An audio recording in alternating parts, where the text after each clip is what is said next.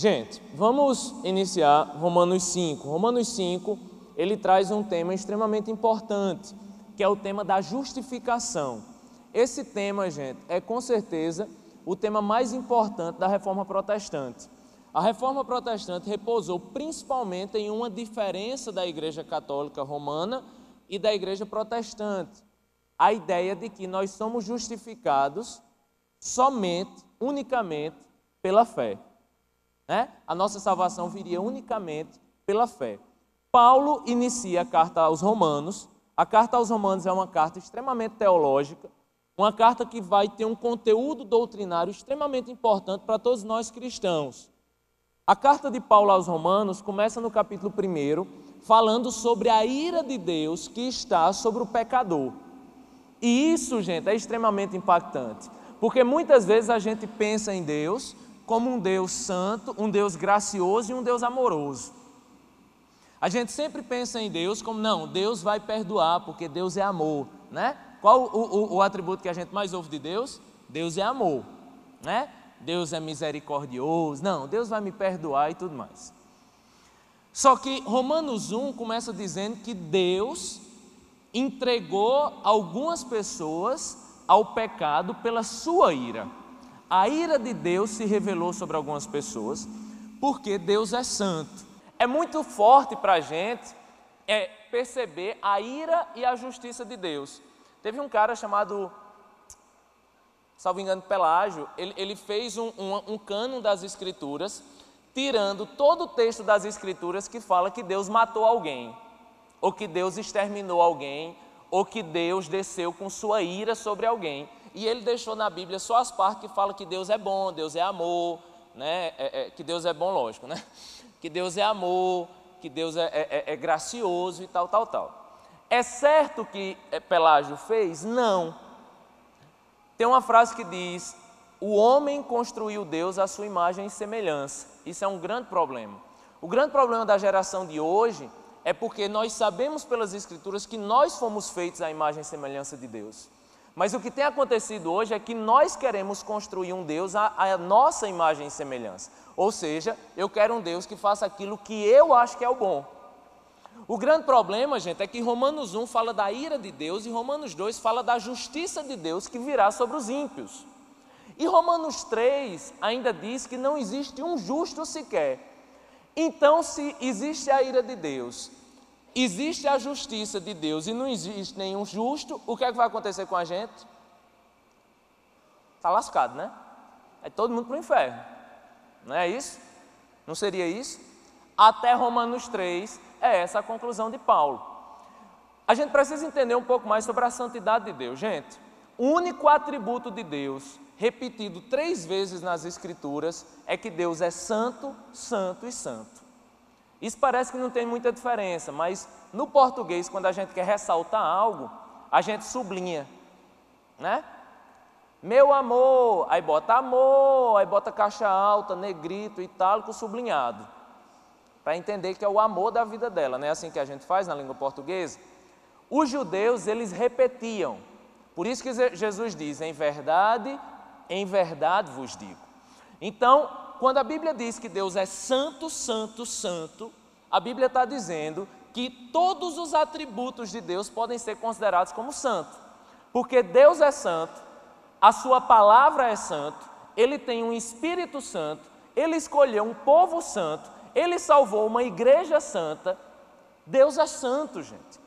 E existem alguns episódios na Bíblia que a gente não gosta muito, como por exemplo, quando os filhos de Arão fazem um sacrifício de forma desonrosa a Deus e eles são fulminados.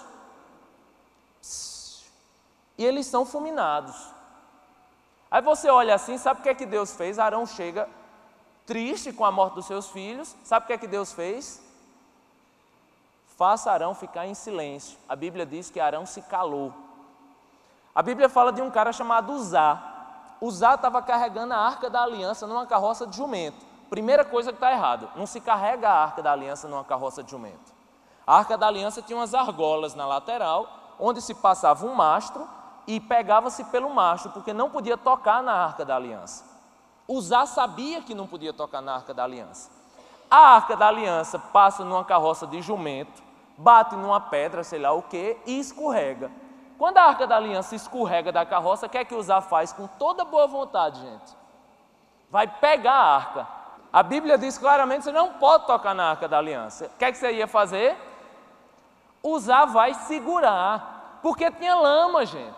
E Uzá pensou o quê? Não vou deixar a Arca da Aliança cair na lama. Quando Uzá vai pegar na Arca da Aliança, que toca na Arca da Aliança, o que é que acontece? Morreu. Morreu. Porque o grande erro de Uzá foi achar que sua mão era mais santa do que a lama. A lama fazia o que ela foi feita para fazer. Ela estava lá sendo lama, mas a mão do homem não era para tocar na Arca da Aliança. A Bíblia fala no Novo Testamento de um casal chamado Ananias e Safira, que venderam uma casa, foram entregar uma parte à igreja, só que esconderam outra parte. Fizeram, rapaz, vai que Jesus não volta, eu perco o dinheiro dessa casa. Imagina, estou vendo uma casa aqui no Bessa. Jesus vai voltar, vou vender as coisas logo. E aí vende, chega, dá só uma parte. Aí quando vai, um vem, puf, morreu. O outro chega e faz, o que é que aconteceu? Puf, morreu.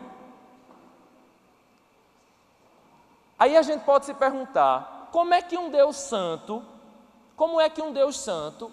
pune essas pessoas dessa forma? Não é assim que a gente pode se perguntar? Seria Deus injusto?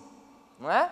Só que a pergunta, gente, não é como Deus, sendo santo, pune essas pessoas. A pergunta verdadeira é, como é que Deus, sendo tão santo, não extermina a humanidade inteira?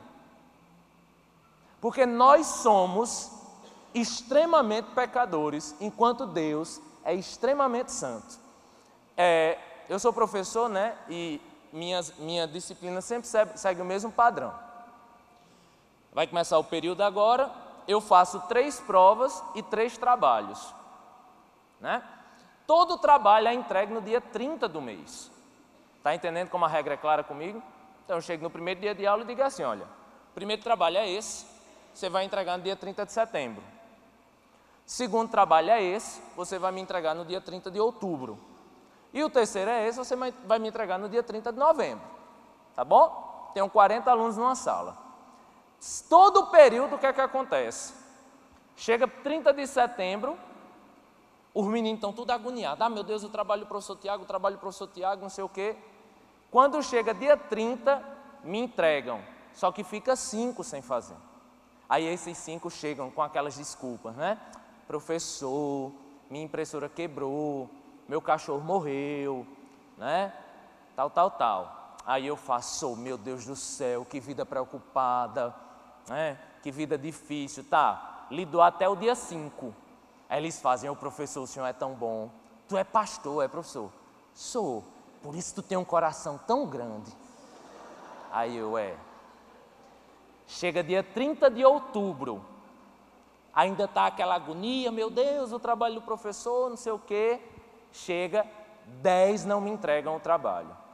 Aí chega, não, porque meu cachorro adoeceu, porque tive que viajar, porque uma prima está doente. Aí eu faço, não, gente, relaxa. Vamos fazer o seguinte, você vai ter mais uma semana. Aí beleza, né? Professor, seu coração não cabe no seu peito. Você é uma pessoa maravilhosa. Quando é seu culto, professor? Minha filha, eu não tenho culto, não. Chega 30 de novembro, eu vejo que vai chegando o dia do trabalho, ninguém está nem aí, né? Aquela brincadeira, não sei o quê, estão namorando e tal. Chega dia 30 de novembro, eu faço o trabalho. 25 não me entregam. Aí eu faço, aí eles chegam, professor, rapaz, pera aí, né? Tá. O senhor já foi aluno? Aí eu faço, não, é 0. Aí eu começo, André, fiz não, 0. Beatriz, fiz não, 0. Caio, fiz não, 0. Aí tem aquela voz, eu acho maravilhosa, aquela voz que faz, Isso é injusto, né? Isso é injusto. Aí eu faço, me perdoe, gente, vocês queriam justiça? Aí eles, professor. Aí eu faço, então é 0 nas 3. É 0 nas 3. Porque existe uma grande diferença, gente, de não usar de justiça e de ser injusto. Usar justiça é dar 0. Tá entendendo? Usar de justiça é dar 0. Eu posso, se eu quiser, não usar de justiça. E eu posso assim ser o quê? Gracioso. Eu posso. Agora, se eu cumpro a lei, de forma alguma eu sou injusto. Eu posso não ter, nesse momento, aceitado usar de justiça. Mas eu fui justo. E nem por isso eu fui injusto. Porque se eu tiver um presente aqui para dar para a irmã, para a Silvia, aí eu faço, toma, Silvia, um copo. Aí você vai dizer o quê? Obrigado. Aí Lélia pode dizer, Tiago é mau. Por que Tiago é mau? Se eu só quis dar o presente para ela. Entendeu? Então, Tiago, por que você fez toda essa discussão? Vamos para Romanos 4, Romanos 5. O que é que aconteceu, gente, nas Escrituras? Primeira coisa, o homem é pecador, a ira de Deus está sobre o homem. Romanos 2 diz que o juízo de Deus virá sobre a humanidade, e Romanos 3 diz que não tem um justo sequer. Aí Romanos 4 começa a dizer o quê? Mas Abraão, pela fé, foi justificado. Abraão também, pela fé, acreditou nas promessas de Deus. E aí Romanos 5 diz o quê? O que é que Romanos 5 diz? Tendo sido, pois, justificados pela fé, temos o que, gente? Paz com Deus, por nosso Senhor Jesus Cristo. Gente, a justificação é o momento onde Deus imputa justiça sobre nós. Como é que isso aconteceria? A justificação é uma sentença legal, jurídica. É quando Deus chega para mim e diz, chega para você e diz, esta pessoa é justa. Como é que isso acontece? O homem no Éden pecou, Adão e Eva pecaram. Qual era a consequência do pecado, gente? Me respondam. A morte. Qual é a lei, então? Se pecar, qual é a consequência? A morte. O que Deus tinha que ter feito quando Adão e Eva pecaram era ter exterminado a humanidade. Você me entende? Se Deus tivesse exterminado a humanidade, Deus tinha sido injusto? Não, Deus teria sido não justo, mas Ele não teria sido injusto. Só que aí Deus usou de misericórdia para com a humanidade e fez o quê? A consequência do pecado é a morte, mas não vai ser a sua morte. Deus se faz homem e morre pela humanidade. A justiça de Deus se cumpriu? Se cumpriu. Qual era a consequência do pecado? A morte. Mas se cumpriu em mim ou em Cristo? Em Cristo. Vamos aplaudir ao Senhor. Vocês entenderam?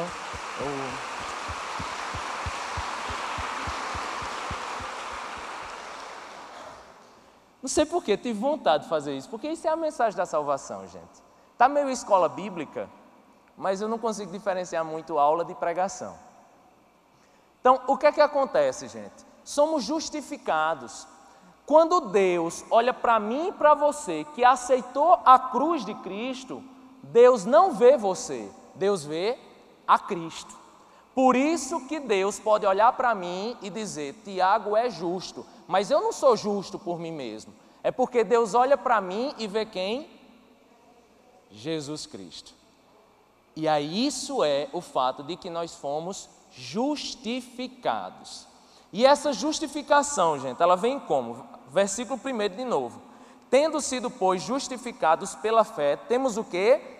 Paz com Deus. Paz com Deus por nosso Senhor Jesus Cristo. A paz com Deus aqui é maravilhosa, gente, porque a Bíblia vai dizer que o mundo é inimigo de Deus. Nós, quando vivíamos na carne, quando vivíamos nos princípios desse mundo, nós éramos inimigos de Deus.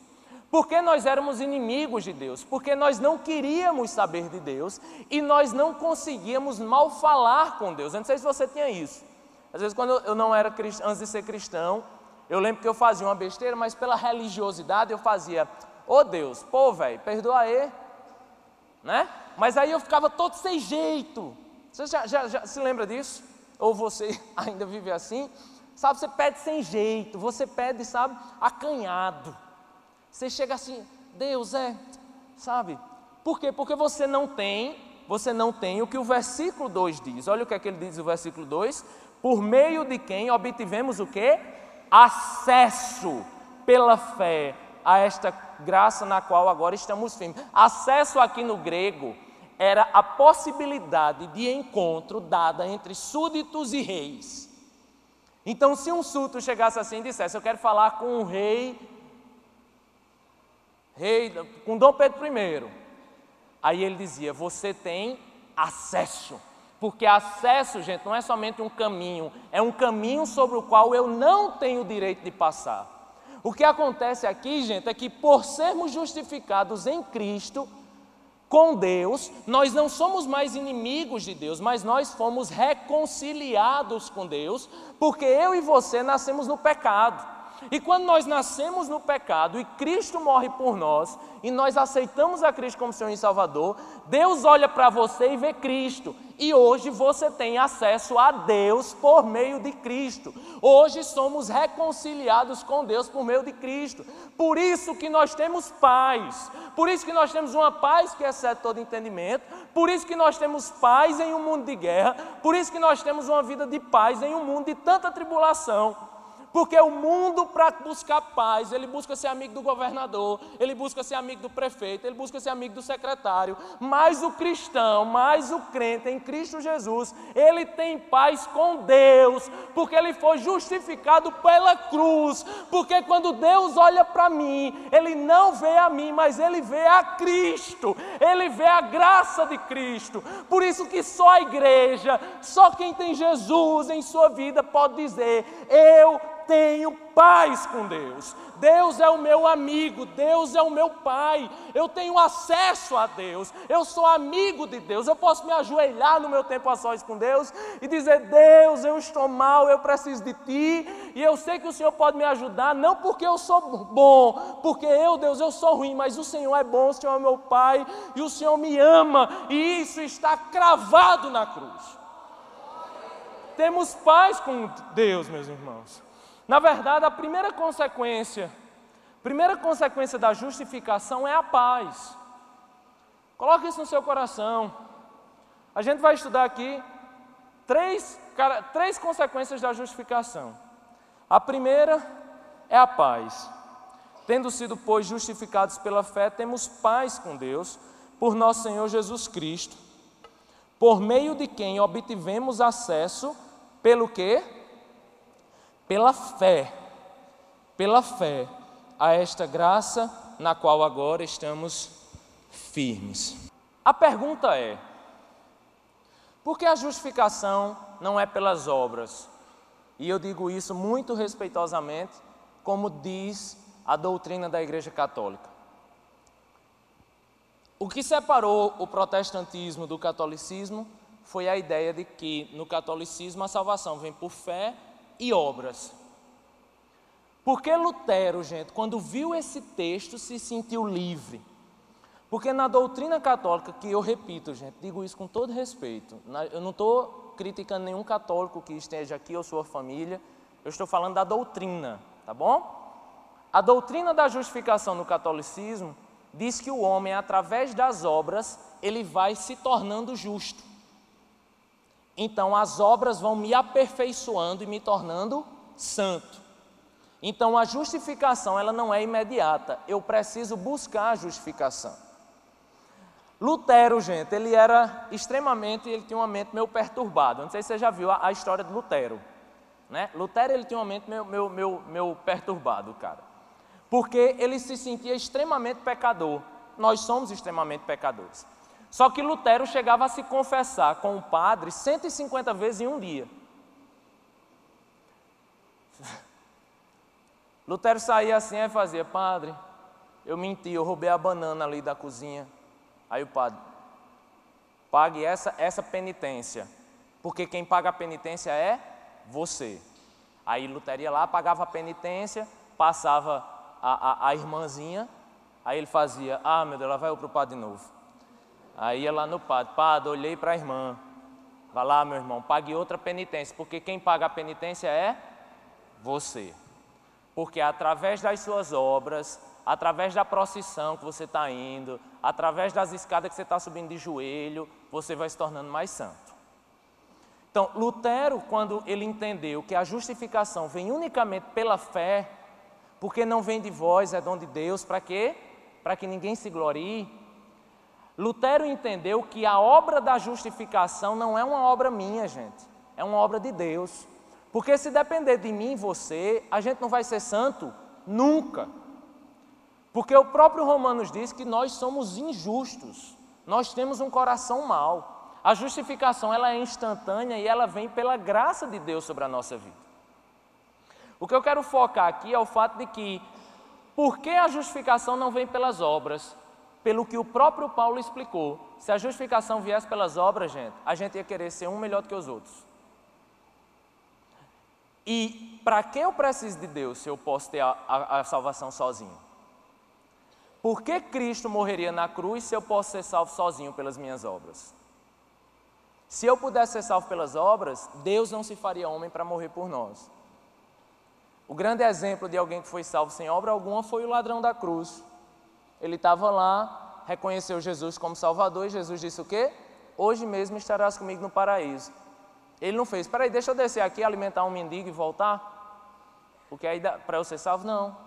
Pela fé ele estava salvo. Né? Por que isso nos dá paz, gente? Por que nós somos salvos pela fé? Porque nós temos um grande problema, o homem tem um grande problema. Desde o começo, o homem quer ser igual a Deus. O pecado original aconteceu quando o homem quis ser igual a Deus.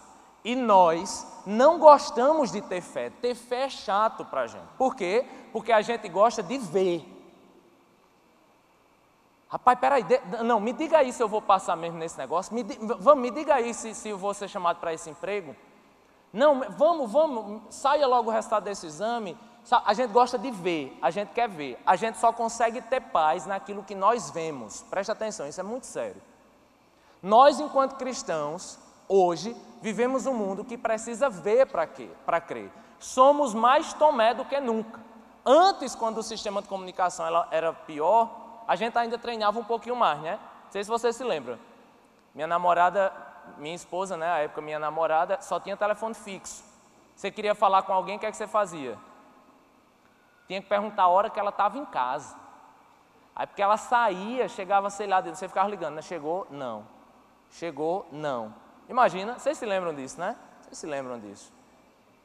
Quem tinha uma linha da Telpa, menina, era o cabo mais rico do mundo, não era? Vocês se lembram disso? Rapaz, me dá teu carro que eu dou uma linha da Telpa. Hoje é tudo muito rápido, então hoje eu preciso saber pelo WhatsApp, me responda, Facebook, fala comigo.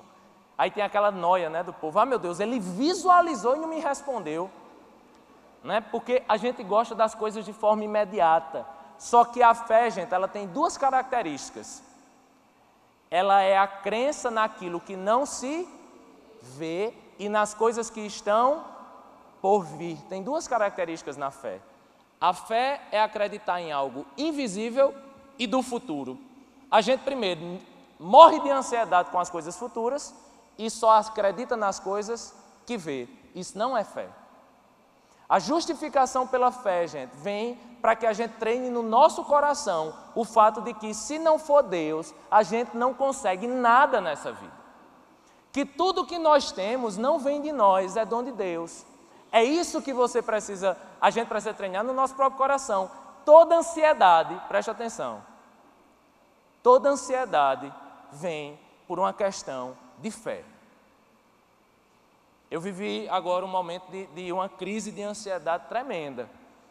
Tremenda. E entendo que existem questões biológicas, entendo perfeitamente. Estou tomando remédio, estou em psicólogo, isso tudo eu entendo. Mas é consequência de ansiedade. É consequência de alguém como eu, que se você não me der a resposta agora, eu morro do coração. Se você fizer, quer me aperrear, Tiago, eu preciso te dizer um negócio, mas amanhã a gente se fala. Ah, não. Você vai dizer agora, não, mas eu estou atrasado. Não, problema seu, por que me disse que ia me dizer? Não é vocês são assim? Pecado. Confessando pecado aqui, né? Vale, minha irmã, ore 10 minutos ali. A justificação, gente, vem pela fé, porque nós dependemos de Deus para tudo nessa vida. Tudo, tudo. Aprenda a não enxergar as coisas e acreditar nelas. Quando as pessoas chegam para mim e falam, Tiago, meu casamento está destruído, vou desistir. Eu faço, espera aí, e a fé? Eu faço, não, Tiago, não tem mais jeito não. Eu faço, você tem fé? Tenho. Por quê? Como é que você diz que tem fé e desistiu do seu casamento? Porque não tem jeito. Se você acha que não tem jeito, é porque você não está vendo mais. Aí é que começa a fé. Porque, gente, achar que seu casamento não destruiu porque seu marido piscou o oi para você, você está vendo. Isso não é fé. Fé é quando você vê a coisa toda acabada e diz assim, vai dar certo. Eu não estou vendo nada, não tem nenhuma hipótese, não tem nenhuma perspectiva, não tem nenhuma possibilidade, não tem nenhuma chance, mas tem a fé. Eu não vejo nada, eu não sinto nada, eu não ouço nada, está tudo em silêncio, está tudo escuro, está tudo sombrio, mas eu tenho fé. Eu não tenho fé porque eu não vejo nada, isso só pode acontecer lá na frente, mas eu acredito. Porque Abraão, gente, é o conceito de Romanos 4. Romanos 4 justifica no Antigo Testamento o que Paulo fala no Novo Testamento. Abraão, Deus chegou para Abraão nos seus 100 anos, 90 anos, para Sara, aí fez, ó, vocês vão ter filho. Diga aí, acaba com 100 anos, hein? 100 anos, Deus chegando para tu aí com 50, 60 anos, aí tu vai ter 3 gêmeos. Aí você vai dizer, mas Deus, está longe, viu? O gás aqui acabou, ó, tem uns 20 anos. Né? Eles riram, do jeito que vocês estão rindo. Riram e botaram o nome do filho deles de Riso, Isaac. Porque eles não acreditaram, eles riram. Sabe o que é fé, gente? É você rir no meio da angústia. Fé é você ver aquilo que ninguém vê. Fé é você acreditar quando todo mundo desistiu. Fé é você dizer sim quando todo mundo diz não. Fé é você dizer eu vou continuar quando todo mundo desistiu no meio do caminho. Fé é você subir em cima das pedras quando todo mundo tropeça nelas. Fé é ultrapassar a esquina quando as pessoas param no meio do caminho. Fé, gente, é dizer sim quando todo mundo diz não. Ou a gente tem fé, ou a gente vive somente por vista. Não vivemos por vista, vivemos por fé. Quando alguém chega para mim e diz, Tiago, desisti porque agora eu não estou vendo nada. Aí eu digo, mas tem que começar agora. Porque enquanto você via, estava fácil. Enquanto você via, você dava conta. Você precisa mostrar que é cristão agora. É quando você não vê nada. Por isso que somos justificados pela fé. E por isso que Deus trabalha tanto no nosso coração a fé. E Paulo vai dizer exatamente isso agora. Preste atenção no versículo 3. Não só isso, mas também nos gloriamos em quê, gente? Nas tribulações. Oh, coisa bonita. Eu não sei o que acontece, gente. Eu só vejo testemunho de coisa boa. Alguém sabe me explicar esse mistério da fé? Alguém sabe? Eu só vejo testemunho de coisa boa. Eu quero testemunhar, comprei um carro. Oh, coisa boa. Eu quero testemunhar, pastor, noivei. Coisa boa. Mas eu não vejo o povo dizer, pastor, eu quero testemunhar, o que foi? Rapaz, estou 10 anos no Caritó. Estou 10 anos, quero vir aí, pastor, dá glória a Deus, porque eu estou 10 anos no Caritó. E é melhor estar 10 anos no Caritó do que casar com um caba sem vergonha. Não vejo ninguém pulando, dizendo, Deus, obrigado. Vim de ônibus. Uhul! E aí, cobrador?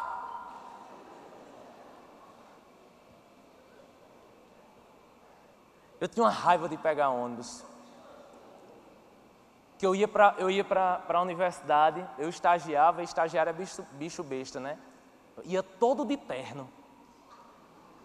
Ia de terno completo, paletó, gravata, bonito, menino. O povo achava que eu era um doutor.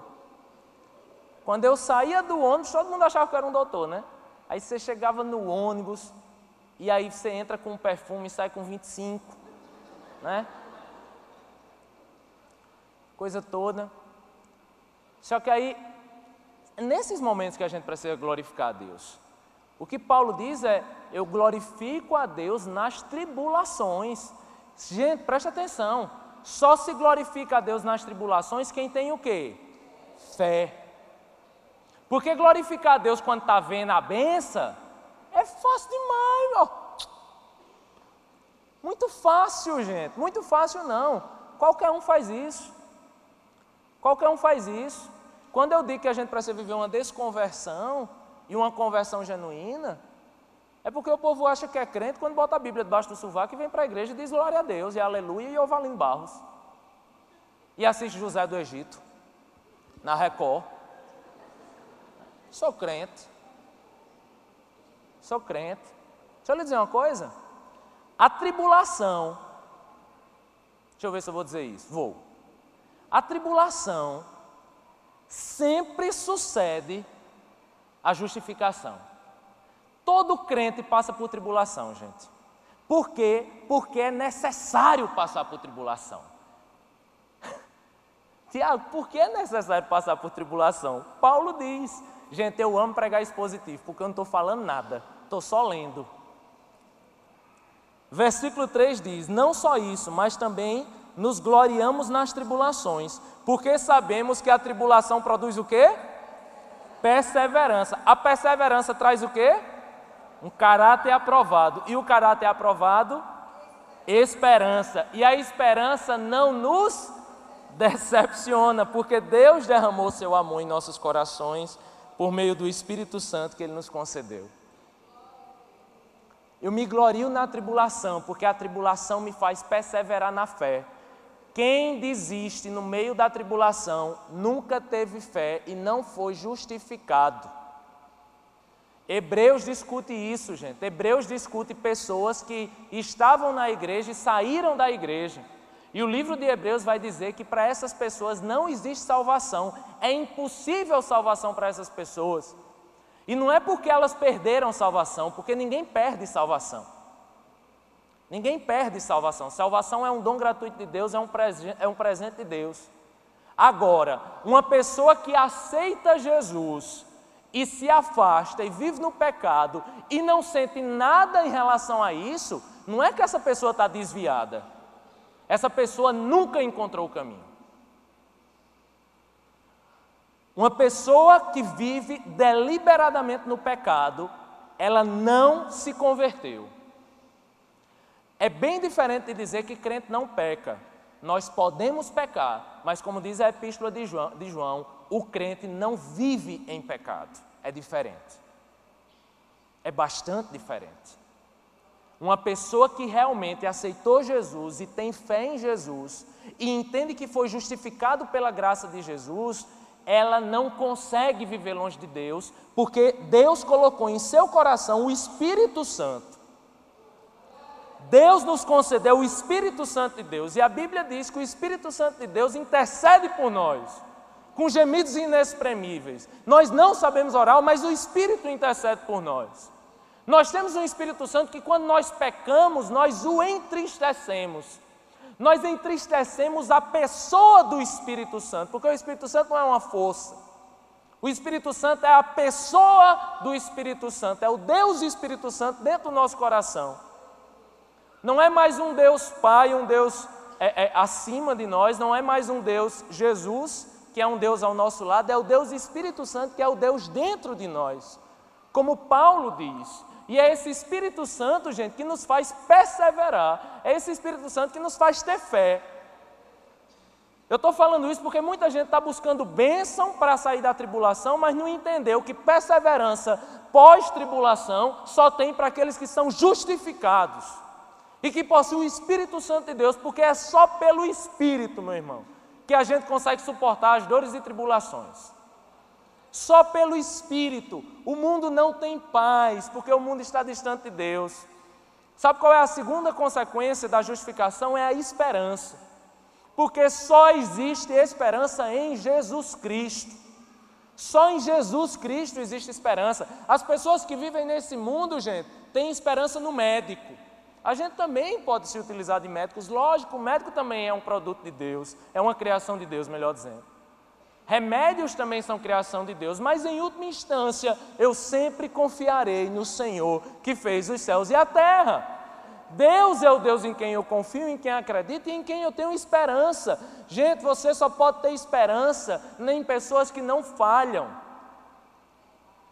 O mundo está destruído e as pessoas estão em depressão, porque as pessoas lançam sua esperança em coisas falhas. Paulo fala sobre isso nesse texto também, quando ele diz, na qual agora estamos firmes. Só podemos estar firmes nesse mundo se estivermos sobre algo firme. Seu marido não é algo firme, sua esposa não é algo firme, seu dinheiro não é algo firme. Se você bota sua esperança na sua saúde, no seu dinheiro, você não vai ter esperança, porque uma hora isso vai passar, porque essas coisas vão ruir. Era uma casa muito engraçada, não tinha teto, não tinha nada. Ninguém podia entrar nela não, porque na casa não tinha chão. Ninguém podia dormir na rede, porque na casa não tinha parede. Ninguém podia fazer pipi, porque pinico não tinha ali, mas era feita com muito esmero, na Rua dos Bobos, número 0. A casa não existe, gente. A falsa casa é feita com muito esmero, mas essa casa não existe. Isso é religião. Religião, gente, é você viver, sabe, montar uma casa tão bonita, com tanto esmero, sabe? Mas sabe onde é que fica essa casa? Na Rua dos Bobos. Na Rua dos Bobos. Porque a verdadeira rocha, a verdadeira casa, ela é construída sobre a rocha. E Mateus fala, o livro de Mateus fala que rocha é essa. Ele diz que a casa que é construída sobre a areia, quando soprarem os ventos, quando inundarem os rios e quando caírem as chuvas, a casa cai. Mas a casa que é construída sobre a rocha, quando descerem as chuvas, quando inundarem os rios e quando soprarem os ventos, a casa não cai, porque na tribulação só suporta quem é justificado. Na tribulação só tem fé quem tem Jesus. Na tribulação só fica de pé se estiver sobre a rocha. O texto diz assim: de fato, no devido tempo, quando ainda éramos fracos, Cristo morreu pelos ímpios. Dificilmente haverá alguém que morra por um justo. Embora pelo homem bom talvez alguém tenha coragem de morrer. Mas Deus demonstra seu amor por nós. Cristo morreu em nosso favor quando ainda éramos pecadores. Como agora fomos justificados por seu sangue, muito mais ainda por meio dele, seremos salvos da ira de Deus. Se quando éramos inimigos de Deus, fomos reconciliados com ele, mediante a morte de seu Filho, quanto mais agora, tendo sido reconciliados, seremos salvos por sua vida. Não apenas isso, mas também nos gloriamos em Deus, por meio de nosso Senhor Jesus Cristo, mediante quem recebemos agora a reconciliação. Gente, a justificação, ela nos reconciliou com Deus. E existem 3 consequências da reconciliação. A primeira é o quê? Paz. Amém. A fé é o meio pelo qual nós somos salvos e justificados, tá? E quando nós temos essa fé e somos justificados, nós temos paz, esperança e a terceira coisa é alegria. Alegria. Alegria. Tem uma frase que diz, paz e alegria na Bíblia estão muito unidas. Tanto que em Romanos 4, no versículo 7, diz assim: como são felizes aqueles que têm suas transgressões perdoadas, cujos pecados são apagados. Como é feliz aquele a quem o Senhor não atribui culpa. Uma vez eu tinha uma diarista lá em casa, Diarista não, era uma doméstica, eu era criança. E aí tinha a despensa. Aqui eu não vejo muita despensa, né? Mas no sertão tem muito, que é o lugar onde você bota a feira. E aí manhã fez bem alto, porque tinha 3 meninos em casa, né? Então comprava 3 pacotes de bolacha treloso, 3 não sei o quê, porque como são 3, tem que ser um para cada um. Só que tem um negócio que minha mãe gostava, que minha mãe comprava, que não podia comer, que era leite ninho. Não era leite ninho não, era leite molico. Nossa, ele chega a ter umas bolinhas assim. Aí se ela bobeasse, a gente pegava a colher, metia no molico e metia na boca. E ficava. E se ela bobeasse muito, eu ainda botava molico, Nescau, farinha láctea e uma gotinha de leite. Aí fazia uma papinha assim, né? Aí eu sei que eu tinha um empregado em casa e esse negócio era de tijolo, sei lá. Aí eu lembro que eu tinha que escalar o negócio para pegar o leite molico. Aí eu fui subir, menino ruim, né?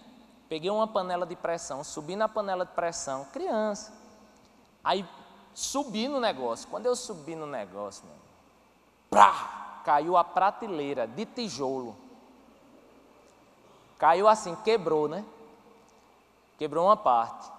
Aí eu guardei a panela, deixei o negócio lá, me escondi. Manhã não estava em casa, só estava eu, minhas irmãs e a empregada. Aí quando manhã chegou, que viu, nossa, quem foi que fez isso? Aí mãe, eu não ia dizer, mas foi a empregada. Eu não queria dizer porque, bichinha, né mãe? Bichinha precisa e tal. Mas assim, eu estava com minhas irmãs, eu vi um barulho. Ou foi um ladrão que não ia roubar leite molico, ou foi a empregada. Nossa, a empregada ficou irada. Não fui eu não sei o que. Aí uma criancinha fazia, quer dizer que eu estou mentindo? Nossa, e aí? Jesus, né? Quem nunca fez isso, né? Ninguém apertou a campainha e saiu correndo aqui. Aí eu lembro que manhã ficou muito chateada porque ela estava mentindo, certíssima, né, minha mãe? Empregada mentindo na cara dela, demitiu ela. Saia daqui, você mente, fica botando a culpa num anjo desse, né, e tal. Até aí eu estava de boa. Até aí eu estava, yes, deu certo, ela acreditou. Até que a empregada passou por mim. Eu falei, pronto, vai rodar a mão na minha cara. Quando eu digo rodar, é porque no sertão se roda mesmo, se faz assim, ó. Né? Não é não, é rodar mesmo. Aí ela passou por mim e fez, eu tenho pena de você. E eu não entendi. Quando ela saiu, eu entendi. Porque ela sabia que tinha sido injustiçado, mas em mim ia ficar a culpa para o resto da vida. E aí, gente, é horrível isso. Aí passou um dia e eu fazia, rapaz, eu vou dizer para a mãe que fui eu. Passou outro dia e aquele negócio ia me consumindo. Culpa, não é? Ia me consumindo. E aí passava outro dia, eu já estava mufino em casa. Mufino é triste, sem vida, sabe? Naquele dilema, se eu disser eu apanho, mas se eu não disser esse negócio não vai sair de mim nunca, né? Passa uma semana, passa 2 semanas, eu não quero nem mais viver. Só pensando no olhar da mulher dizendo, eu tenho pena de você.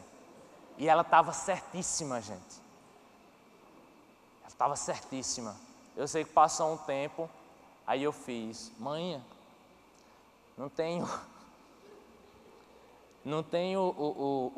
o negócio da dispensa. Ela, sim, meu filho, nem me lembro desse negócio, aquela mulher ficou botando a culpa em você, e não sei o quê.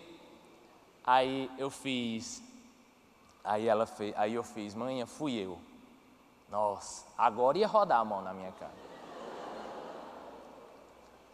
Minha mãe ficou muito chateada, tal. Vocês sabem que eu tinha um cinto na cozinha, né, chamado Chico, que era o da disciplina, que meu pai fazia. Olha Chico, olha Chico. Mas ela não me bateu. Ela não me bateu, ela fez: meu filho, a minha ira eu já descontei nela. Passou o tempo, toda a minha ira, a minha raiva do negócio, eu já descontei nela. Então agora eu só estou triste com você. Mas eu estou feliz porque você pediu perdão. É interessante como isso é uma metáfora da nossa salvação. Todo o castigo e toda a culpa dos nossos pecados caíram sobre Jesus. Toda a ira de Deus sobre os pecados do homem caíram sobre Cristo. E caíram de uma forma, gente, tão forte que o próprio Cristo diz: Deus meu, por que me desamparastes? Tamanha foi a separação que existiu naquele momento da crucificação. Agora, Deus ama quando a gente se arrepende do nosso pecado. A ira de Deus já foi depositada em outra pessoa, mas o nosso arrependimento gera justificação. E o que eu queria dizer é que não existe nada melhor do que o sair da culpa, porque quando a culpa vai embora, surge a alegria. A justificação traz paz, a justificação traz esperança e a justificação, gente, traz alegria. Sabe por que alegria? Porque só quem tem esperança e paz pode ser alegre. O resto, gente, é ilusão. A Bíblia sempre traz paz e alegria como duas coisas muito juntas, muito unidas. E tem uma frase de um teólogo suíço, diz assim: paz e alegria são bênçãos gêmeas do Evangelho. Paz é alegria em repouso, alegria é a paz a dançar. Paz é alegria em repouso, alegria é a paz a dançar. Alegria e paz, gente, estão totalmente unidas. Quando Paulo encerra esse argumento, ele começa o capítulo mais belo das Escrituras, que é Romanos 8. E ele diz assim: portanto, agora já não há condenação alguma para os que estão em Cristo Jesus. Olhe para mim, não existe mais pena para você. Não existe mais punição para você. Nós estamos livres, gente. Nós fomos justificados. Sabe por que Lutero chorou tanto quando entendeu a justificação? É porque ele entendeu que ele tinha acesso direto a Deus através de Cristo Jesus. E que Cristo Jesus perdoava os pecados dele. E que ele tinha paz e não existia mais nenhuma condenação. Você não precisa pagar penitência nenhuma, porque tudo já foi pago na cruz. Essa é a palavra da salvação. Cancelou-se o réu culpado do passado, porque o nosso passado foi apagado. Deus nos assegurou a glória do futuro. E aqui e agora, a presença e o poder do Espírito Santo asseguram ao cristão toda a graça que ele necessita para suportar a tentação, resistir ao mal e viver como convém alguém que Deus declarou justo. Sabe qual é a nossa missão agora? O nosso passado foi apagado pela graça do Senhor. O nosso futuro está garantido pela glória do Senhor. A única coisa que a gente precisa, gente, agora, é viver de acordo com uma pessoa que Deus diz, Ele é justo. Você entende a seriedade disso? A Bíblia diz que nós somos embaixadores de Deus. Então, quando alguém olha para você, é como se Deus estivesse dizendo: não fale dela, porque eu a declarei justa através de Cristo Jesus. Quando a gente peca, a gente desonra isso. Quando a gente peca, a gente desonra isso. Nós fomos o quê? Justificados por obras ou pela fé? Pela fé. Isso nos traz o quê? Paz. E por que nos traz paz? Porque nós não somos mais inimigos de Deus. Nós temos paz com Deus. Tá bom? E se temos paz com Deus é porque nós fomos reconciliados com Deus. Então, quem é justificado pela fé tem paz, tem esperança e tem alegria. paz porque o seu passado foi apagado, esperança porque o seu futuro está em Cristo e alegria no presente para suportar todas as tribulações por meio da fé.